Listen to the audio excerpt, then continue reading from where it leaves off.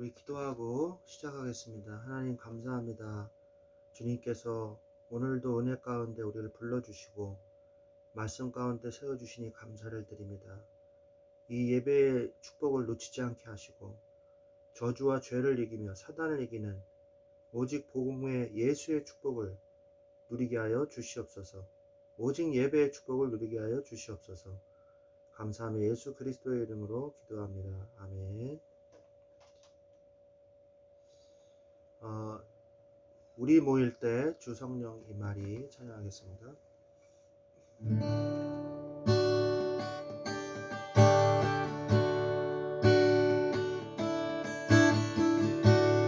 우리 모일 때 주 성령 임하리 우리 모일 때 주 이름 높이리 우리 마음 모아 주를 경배할 때 주님 축복하시리 주님 축복하시리 우리 모일 때 주 성령 임하리 우리 모일 때 주 이름 높이리 우리 마음 모아 주를 경배할 때 주님 축복하시리 주님 축복하시리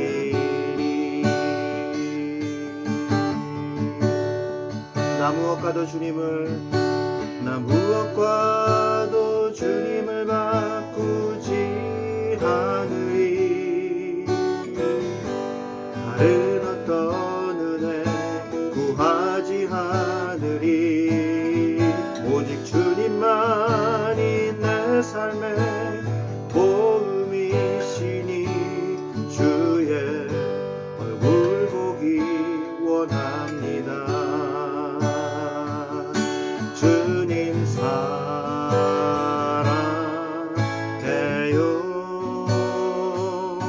온 맘과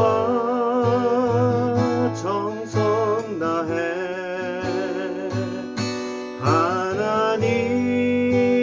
하나님의 신실한 친구 되기 원합니다. 무엇과도 주님을 바꾸지 않으리 다른 어떤 은혜 구하지 않으리 오직 주님만이 내 삶의 도움이시니 주의 얼굴 보기 원합니다. 주님 사랑해요 온 맘과 정성 다해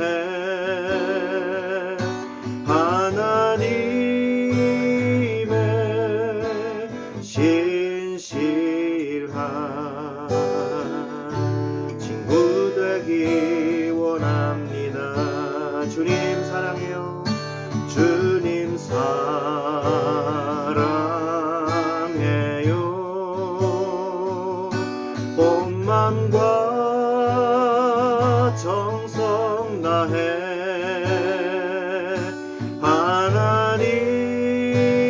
하나님의 신실한 친구 되기 원합니다. 하나님의 신실한 친구 되기 원합니다.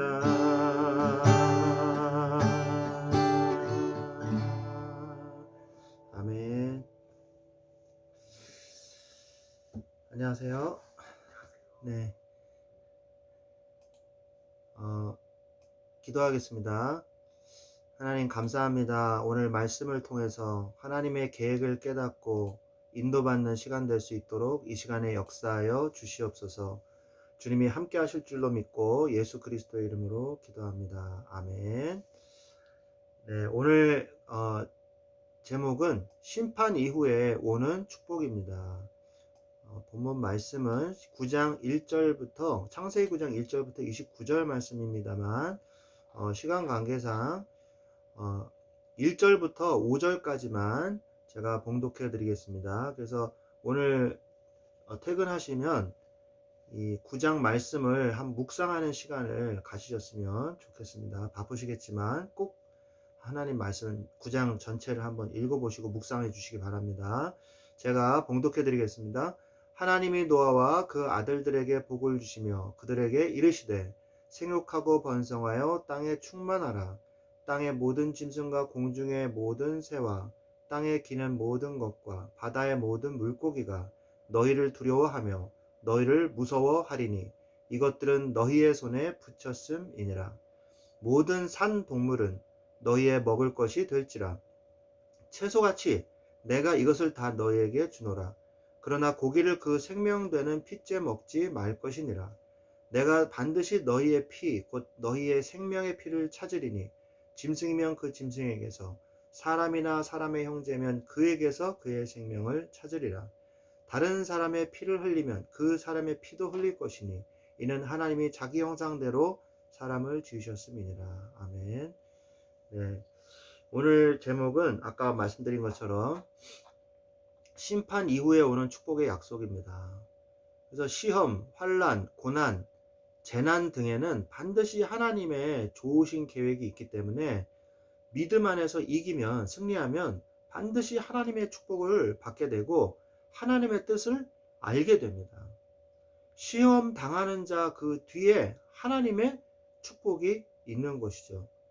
큰 환난 당하는 자는 반드시 그 뒤에는 하나님의 크신 계획이 있습니다. 시대적 환난 속에는 시대적인 하나님의 계획이 있는 것입니다. 그래서 이 말씀과 일맥상통하는 말씀이 있다면 어떤 말씀이 있겠어요? 합력하여 선을 이룬다는 하나님의 말씀이 있지 않습니까? 그래서 우리가 반드시 알아야 될 게 있어요. 환난 앞에서 마귀의 자녀, 불신자는 뭐 말할 것도 없고 하나님의 자녀가 된 우리로서 반드시 알아야 될 게 뭐냐? 환난이 왔을 때 어떻게 하냐 이거예요. 제일 먼저 환난이 왔을 때 제일 먼저 당황하지 않는 게 중요합니다. 당황하지 않고 머리를 굴리는 거 이거를 하지 말아야 돼요. 제일 먼저 당황하지 말고 내가 막 머리를 쓰려고 하지 말고 뭐부터 바라봐야 되냐면 하나님의 언약을 바라봐야 돼요. 이게 중요한 겁니다. 그리고 환난과 문제 앞에서 사건 앞에서 반드시 생각해야 될 게 뭐냐면 내가 누구인가를 생각해야 돼요. 난 누굽니까? 하나님의 자녀잖아요. 그 다음 두 번째 생각해야 될 게 뭐냐면 하나님은 누구신가요? 나를 구원하셨고 나를 책임지고 계시는 그 하나님은 누구신가? 그렇다면 세 번째, 그렇다면 하나님은 왜 이 문제를, 이 사건을, 왜 이 어려움을 허락하셨는가? 나는 이 문제를 왜 당하게 됐는가? 이거를 우리가 바라봐야 되는 것입니다. 이것만 꼭 기억하십시오. 문제가 왔을 때, 환난이 왔을 때 나에게 왜 문제가 왔을까? 그래서 막 인본주의 막 쓰려고 막 발버둥 치지 마시고 급하니까 막 그러잖아요. 절대 그러면 안 돼요. 제일 먼저 뭐예요? 당황하지 말고 내가 누구인가를 생각하세요. 두 번째, 그렇다면 나를 구원하신 하나님은 누구신가? 그렇다면 세 번째, 그러면 왜 나한테 이런 문제가 왔는가? 하나님께서 왜 이 문제를 허락하셨는가? 이걸 생각하셔야 돼요. 그래야지만 승리할 수가 있어요. 제일 대표적인 예로 환난과 시험을 당한 믿는 자가 누구죠? 성경에? 한번 얘기해 보세요. 누구인 것 같으세요? 제일 대표적인 사람. 예수님을 잘 믿었는데 고난당한 사람. 예수님을 하나님을 잘 믿었는데 고난당한 사람 누굴까요? 누굴까요? 누굴까요? 네, 맞습니다. 네, 욥이죠. 그 욥을 잘 읽으셔야 돼요. 욥을 어떻게 보면 굉장히 난해한 그 책일 수 있거든요. 그 친구들이 나와 가지고 막 얘기를 하는데 여러분 그거 아십니까? 그 욥의 친구들이 3 명이 나오는데 중요한 사람이 거기에 등장을 해요, 갑자기. 근데 그 사람은 굉장히 올바른 말을 해요. 그 3명 말고 다른 사람이 또 등장해요. 그게 나오거든요. 근데 갑자기 뜬금없이 처음엔 새 친구들이랑 얘기하다가 갑자기 다른 인물이 등장을 해요. 그래서 그 사람이 하는 말이 거의 정답에 가깝습니다. 그래서 욥을 한번 시간 되실 때 쭉 읽어보세요. 오늘 바쁘시죠? 창세기도 읽어보셔야 되고 욥도 읽어보셔야 되고. 그런데 중요한 건 뭐냐면 욥이 어려움을 당하는 이유예요. 왜 어려움을 당했냐 이거예요.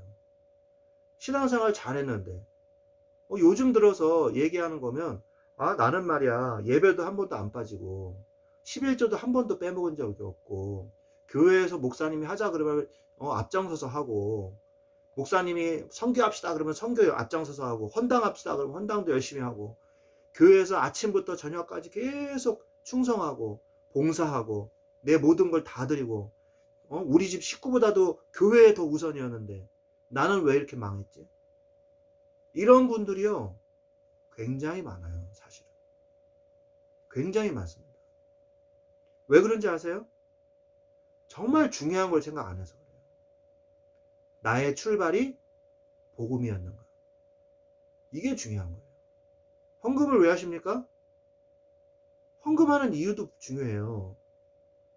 분명히 성경에는 하나님을 시험해 보라 너희들을 축복하는지 안 하는지 11조를 내면 써 있습니다. 분명해요. 그러나 우리가 경제 축복 받으려고 헌금하는 건 아니에요.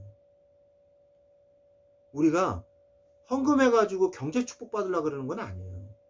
안 받아도 괜찮은 답이 있어야 돼요.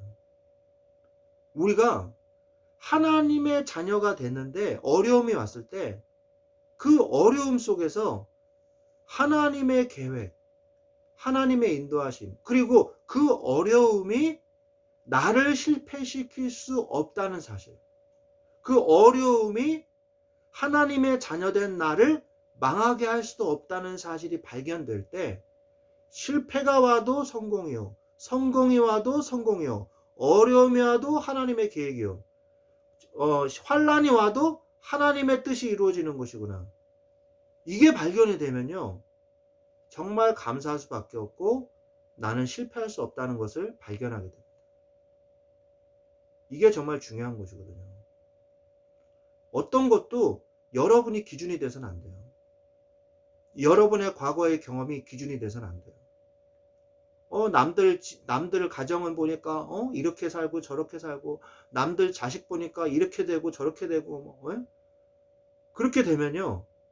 결국 내가 시험 들게 돼 있어요. 하나님 잘 믿으면 성공하고 뭐든지 사업도 잘 되고 집안도 잘 된다고 그러던데 왜 난 안 되지? 이게 벌써 남이 잘 되던데에서 오는 거거든요.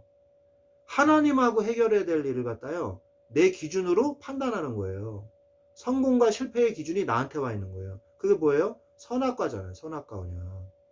아담과 하와가 선악과 언약을 따먹고 언약과를 따먹고 선악의 판단의 기준을 인간이 가져왔잖아요. 그래서 어떻게 됩니까?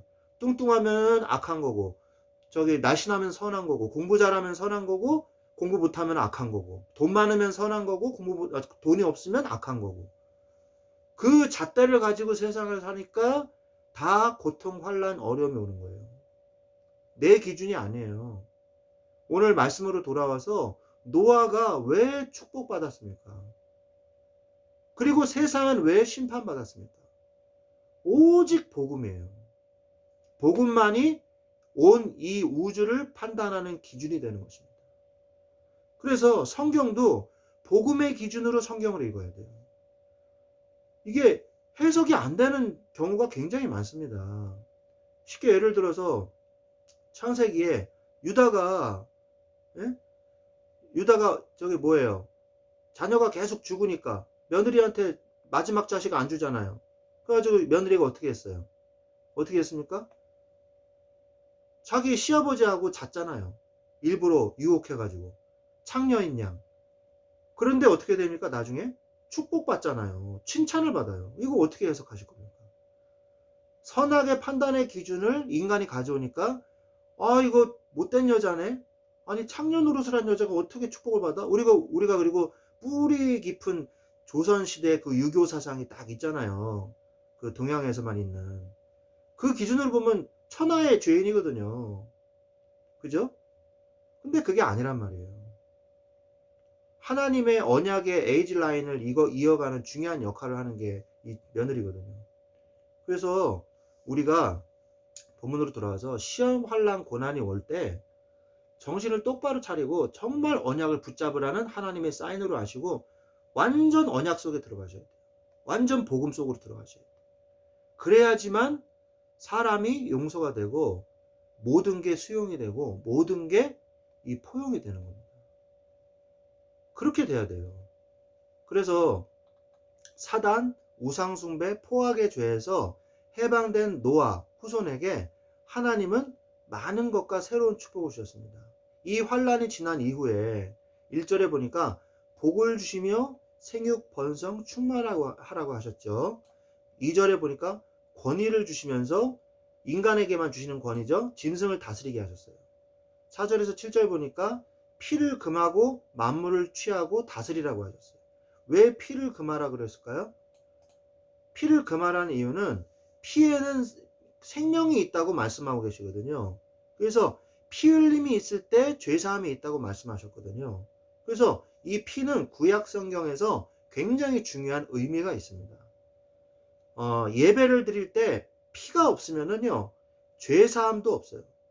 피가 없음즉 죄사함도 없느니라. 이렇게 신약성경에서 말씀하고 계시지 않습니까? 그러면서 똑같이 아담과 하와에게 주셨던 그 창세기 1장 27절 28절의 말씀을 그대로 선포하세요. 그래서 그 언약을 회복시키는 것을 볼 수가 있습니다. 마찬가지예요. 우리가 죄악된 삶에서 예수 그리스도를 영접하고 하나님의 자녀로 신분이 바뀌었을 때 우리에게는 아담과 하와에게 주셨던 그 하나님의 형상의 축복을 회복시켜 주신 것이죠. 우리는 그래서 하나님의 형상을 가진 자예요. 하나님의 영이 함께하는 자예요. 그죠? 그래서 앞으로도 계속 나오겠지만 우리는 하나님의 성막이요 성전입니다. 하나님의 성전이죠. 왜? 우리 마음속이 지성소예요. 우리 마음속에 언약궤가 있는 겁니다. 그래서 하나님의 영이 머무는 곳인 것이죠. 그게 하나님의 형상입니다. 그죠? 그래서 우리를 통해서 하나님은 이 세상을 다스리고 정복하기를 원하시는 거예요. 이 축복을 우리가 누리기를 원하세요. 그런데 이걸 언제 잃어버렸어요? 바로 죄악을 저지르면서부터 잘못되는 거죠. 그러면서 잘못된 이 생육과 잘못된 번성과 잘못된 충만이 오는 거예요. 그러면서 어떤 문제가 왔어요? 이 환경 문제가 생긴 거예요, 사실은. 제대로 된 생육 번성 충만이 안 되니까. 창세기 3장에서 생육 번성 충만하니까 귀한 문제, 이 괴이한 문제가 일어나는 거예요. 잘못된 문제들이 막 일어나는 거예요. 그래서 환경 문제가 일어나고 온난화 문제가 일어나고 이렇게 되는 것이거든요. 환경을 파괴하면서 인간만 번성하게 되는 그런 일들이 벌어지는 것이거든요. 그래서 복음 안에서 모든 것이 회복되어지는 키가 있다는 사실을 우리는 아셔야 됩니다. 두 번째, 이 키를 가진 우리가 노아와 그 후손에게 영원한 약속을 주셨어요. 노아와 그 가족, 후손에게 약속을 주셨어요. 그렇기 때문에 우리는 반드시 어떠한 사명이 있냐, 우리의 후대에게, 우리의 이 후손들에게 반드시 복음을 전달해야 돼요. 우리의 가지고 있는 이 언약을 반드시 우리의 후대들에게 복음을 전해야 돼요. 그래서 지금 우리나라 교회가 유초등부, 중고등부가 없는 교회가 너무 많아요. 몇 명밖에 되질 않아요. 교회인은 막 2,000명이 넘어가는데 청년은 뭐 몇십 명밖에 안 되고, 그죠? 몇십 명밖에 안 되고 유초등부는 점점 줄어요. 그래서 제가 처음에 중고등부 이 사역을 했을 때 거의 200명이 됐거든요. 중고등부가 전체 재적이. 근데 지금 재적을 보니까요 100명이 안 돼요. 재적이 안 돼요. 약 20년 전만 해도 200명이 넘어갔어요. 그 청소년들, 중고등학생들 전부 다 합치면. 근데 지금 저기 담당 교육자들이랑 얘기를 해보니까 100명이 안 돼요. 중고등부 다 합쳐서 100명이 안 되는 거예요. 물론 인구 문제도 있어요. 인구가 점차 감소하니까. 인구 절벽 시대가 지금 우리나라도 굉장히 심각하잖아요. 물론 그것도 있지만 그래도 학교에 가면은 학생들은 많거든요. 그렇지 않습니까? 학생들이 많아요. 그런데 교회에 나온 학생들은 없어요. 뭔가 우리가 후손에게, 후대들에게 복음이 전달되지 않으면, 그 사명이 감당이 안 되면요 또다시 뭐가 온다는 거예요? 네피림이 온다는 거예요. 이 언약이 전달되지 않으면요 창세기 11장의 바벨탑 시대가 오게 되는 겁니다. 하나님을 잃어버린 세대. 그렇게 되는 거예요. 또다시 이 할로윈 데이는요 없어지지 않아요. 그렇게 큰 문제가 왔는데 할로윈 데이는 또 아마 내년에도 하게 될 거예요. 쉽게 없어지지 않을 겁니다. 퀸즈데이라 그래가지고 지금 서울시청 앞에서 또 이 동성애자들의 축제가 또 시작이 되잖아요. 거기에 미국 대사, 유엔 대사, 뭐 이런 인권위원회 뭐 위원장 뭐 이런 사람들이 와가지고요 동성애를 하는 것이 마치 인권을 높이는 것인 양 지금 축제를 하고 있어요. 얼마나 심각한 문제가 오는지 모르면서 지금 우리나라가 이 후대에게 정확한 복음을 전달해 주지 않으면요 문제가 오게 되는 겁니다. 이 문화가 또 다른 문화를 낳아요. 이 동성애 축제라고 하면 그들만의 문화인 것 같죠? 아니에요. 지금 애니메이션, 영화 이런 거에 동성애가 굉장히 많이 들어가 있어요. 성인 애니메이션 만화, 웹툰 이런 거 보면요 동성애 만화가 아니면 인기가 별로 없어요. 일반적인 남자와 여자가 만나는 그런 저기 웹툰이요 별로 인기가 없대요. 동성애가 있어야지만, 섞여야지만 뭔가 인기가 있는 웹툰이 된다는 거예요. 이게 뭐예요? 결국 다 언약을 놓쳤기 때문이거든요. 방주 안에서, 두 번째, 방주 안에서 모든 짐승에게 복을 주셨어요. 무지개 언약을 주셨죠. 그래서 홍수 심판이 다시는 없을 것이라고 약속하셨습니다. 영세까지 세우는 언약이라고 말씀하셨어요. 이게 바로 뭡니까? 예수 안에 있는 자, 방주 안에 있는 자가 받는 축복이거든요. 그래서 무지개 언약은 하나님과 세상과의 언약입니다. 무지개 언약의 의미가 뭐예요? 모든 자연계의 통치자로 하나님께서 세우셨다는 거고, 후손이 항상 기억할 언약이라고 하나님께서 말씀하고 계시는 거죠. 과학적으로 창조과학회에서 보면은 궁창이라는 것이 있었는데 노아 시대 때 홍수가 나면서 궁창에 있던 물이 다 쏟아졌다고 보더라고요. 그래서 자연계의 대순환이 일어난 거죠. 순환, 물의 순환이 일어난 거예요. 구름, 비, 이 뭐예요? 개천, 바다. 그래서 다시 증발해 가지고 하늘로 올라가서 이 자연계의 순환이 일어나게 됐다 그래요. 그러면서 비도 오게 되고, 그러면서 뭐가 와요? 무지개가 생겨났다고 그렇게 얘기를 하더라고요. 그래서 하나님께서 우리한테 주신 영원한 이 언약을 기억하라 라고 말씀하고 계시는 것입니다. 그래서 복음의 기준을 기억하고 복음의 말씀을 항상 우리는 언약을 붙잡고 항상 전달하려는 마음을 가져야 돼요. 남편은 제일 큰 언약이 뭐냐면 부인에게 이 언약을 전달해야 되는 거예요. 항상 기억해야 돼요. 그래야지만 이 가정의 축복이 세워지게 되는 것입니다. 자, 세 번째. 근데 노아가 실수를 합니다. 창세기 9장에 보면 노아가 실수를 해요. 결국 이 농업을 주 산업으로 이제 포도를 농사를 지었는데 포도주를 이제 발효시켜서 술을 만들었죠. 술을 만들어서 취하게 됐어요. 그래가지고 벌거벗은 채로 자게 되었어요. 근데 함이 이것을 보고 아버지의 하체를 보게 됐죠. 그래서 밖으로 나가가지고 형제들한테 이야기를 했어요. 그러한 이유로 인해서 저주를 받게 됩니다. 이것도 우리가 언약의 관점에서 봐야 되는 것이거든요. 언약의 관점에서 아니 뭐 아빠 저기 술 취해가지고 실수한 거 가지고 형들한테 얘기했다가 왜 저주를 받아? 이렇게 생각할 수 있거든요. 샘과 야벳은 그런데 그렇게 하지 않았어요. 뒷걸음 쳐가지고 수치를 덮어줬어요. 샘과 함과 야벳이 제일 중요한 게 뭐입니까? 언약이라고 제가 말씀드렸잖아요. 노아가 그런데 실수를 한 거예요. 노아가 가지고 있던 이 언약을 잘 누리면서 해야 되는데 언약 외에 다른 생활, 문화 이러면서 술을 취하게 된 거예요. 술을 취하게 되고 그 술 취한 것으로 인해서 다른 자녀들에게도 죄를 지을 수 있는 기회를 주게 돼버린 거거든요. 그래서 결국에는 어떻게 됩니까? 셈과 함과 야벳이 굉장히 이 사건으로 인해서 민족의 큰 이 갈림길이 되거든요. 함족이 어떤 족속이죠? 아프리카 계열이거든요. 그래서 얼마나 오랫동안 노예로 약소국가로 지금도 아프리카 국가들은 계속 분쟁과 이 뭐예요? 이 전쟁으로 계속 이 뭐예요? 기아로 계속 고통을 받잖아요. 셈과 야벳은 계속해서 이 축복받는 가정이 되잖아요. 이 민족이 되거든요.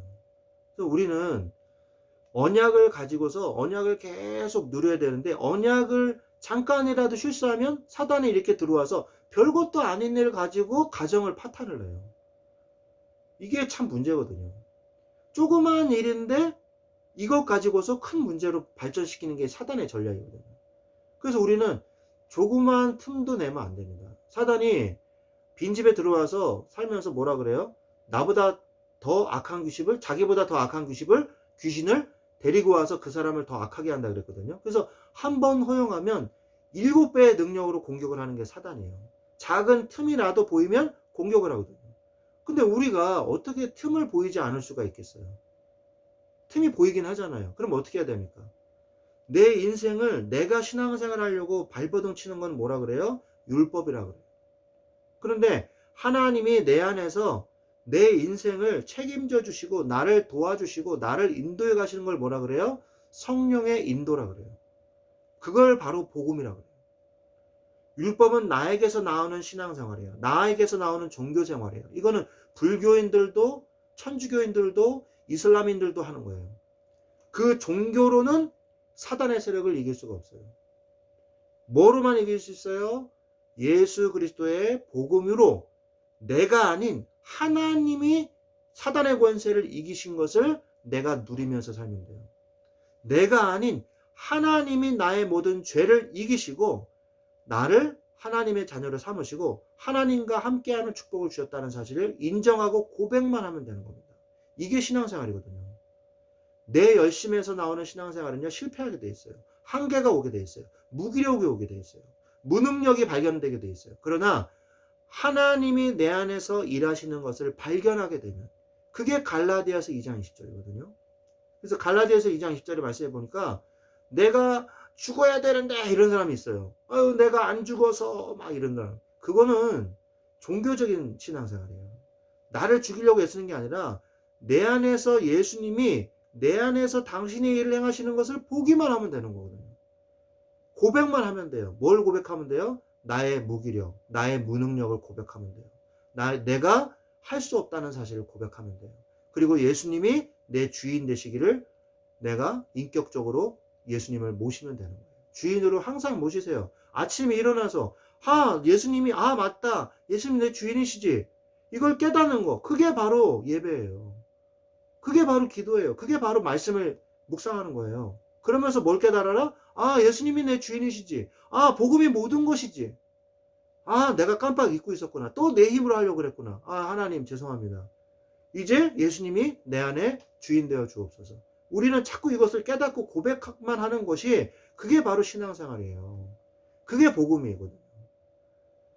우리가 오늘 말씀처럼 말씀을 정리하겠습니다. 심판 이후에 오는 축복, 여러분에게 혹시 환난과 어려움이 있습니까? 그것은 하나님의 계획이 성취되는 응답입니다. 그래서 여러분이 여러분의 삶 속에서 여러분이 주인 되지 마시고 아무리 어려움이 와도 예수님이 주인 되시는 삶, 그래서 복음의 삶, 이 삶을 가정에서 실천하시고 그리고 직장에서 실천하시기를 바랍니다. 그러면 직장 상사와 모든 환경과 또 가정의 모든 어려움과 모든 내 고민, 그 고민의 주체는 주님이 되시는 거예요. 주님이 여러분의 인생을 이끌어 가시는 이 축복을 누리시기를 예수 그리스도 이름으로 축원드립니다. 네, 기도하겠습니다. 하나님 감사합니다. 심판 이후에 오는 축복의 약속을 우리가 보게 하시니 감사를 드립니다. 우리가 하나님의 형상을 회복하였사오니 더 이상 우리가 죄인처럼 살지 않게 하시고 종교인처럼 살지 않게 하시고 복음으로 살게 하여 주옵소서. 내 노력으로 율법을 지키면서 살려는 발버둥이 아니라 복음으로 내 안에서 주님이 내 인생을 이끌어 가시는 것을 보는 복음의 인생이 될 수 있도록 주여 역사하여 주시옵소서.